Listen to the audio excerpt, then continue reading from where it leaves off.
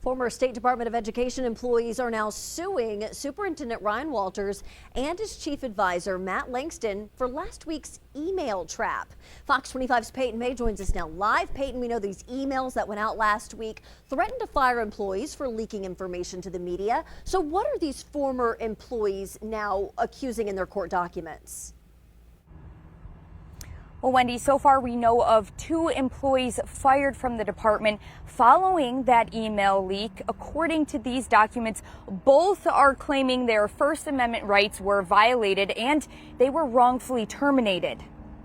I was just dumbfounded that a public official would do something like this. These threatening emails sent from Walters' chief advisor, Matt Langston, all varying by a few words, now have legal ramifications.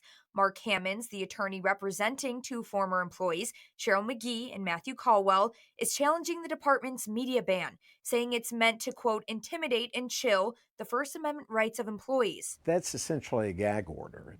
You know, the email doesn't say, if you talk about these particular kinds of things, but everything else you can talk about.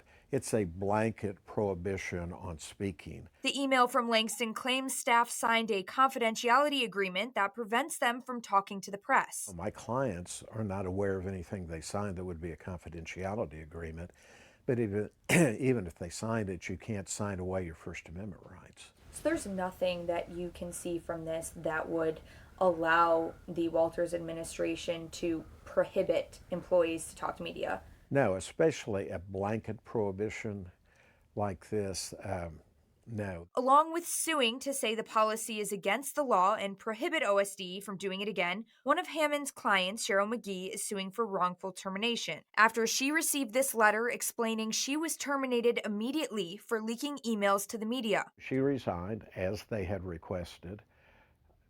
And then they said, no, we're not accepting your resignation because we want to fire you. We want a termination on your record. Hammonds adds that even if the emails weren't leaked, they would still fall under public records and could be requested. Members of the public ought to know that the Department of Education doesn't want the public to be educated about what they're doing.